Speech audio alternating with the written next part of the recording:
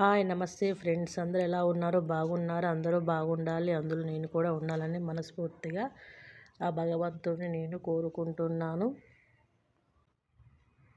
నేను ఈరోజైతే ఏం వండుతున్నానో చూసేయండి. ముందుగా అయితే స్టవ్ వెలిగించుకొని స్టవ్ పైన ఒక గిన్నె పెట్టుకొని అందులో ఆయిల్ పోసుకొని ఆయిల్ వేడైన తర్వాత అందులో ఆవాలు, జీలకర్ర, పచ్చిమిర్చి,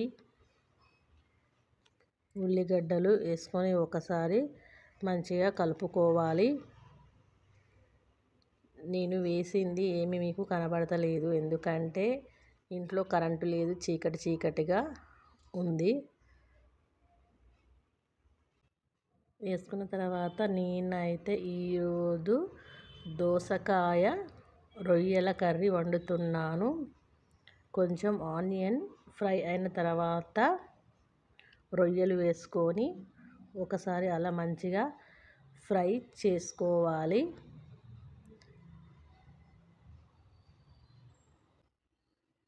అలా ఫ్రై చేసిన తర్వాత కొంచెము పసుపు కూడా వేసుకొని పచ్చి వాసన పోయేంత వరకు కలుపుకోవాలి. ఇప్పుడైతే మనము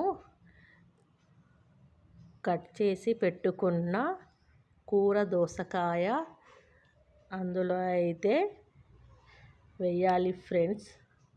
అవి కూడా మంచిగా ఆయిల్లో ఫ్రై కావాలి. నేనైతే టమాటా ఇక్కడ వేయలేదు, అది మీ ఇష్టం అండి. నేనైతే వేయలేదు. ఇలా చేస్తే కర్రీ చాలా టేస్టీగా బాగుంది. నేనైతే ఇదే ఫస్ట్ టైం వండడము. రుచికి సరిపడా ఉప్పు కూడా వేసుకోవాలి. అల్లం వెల్లుల్లి పేస్ట్ కూడా వేసుకోవాలి. అది స్కిప్ అయిందండి, ఏమనుకోవద్దు.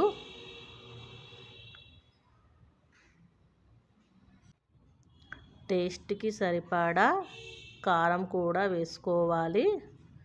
తర్వాత ధనియాల పౌడర్ కూడా వేసుకోవాలి.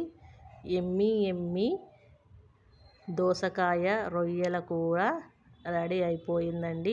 ఈ వీడియో కనుక నచ్చినట్లయితే లైక్ చేయండి, షేర్ చేయండి, కామెంట్ చేయండి, సబ్స్క్రైబ్ చేసుకోండి అస్సలు మర్చిపోకండి.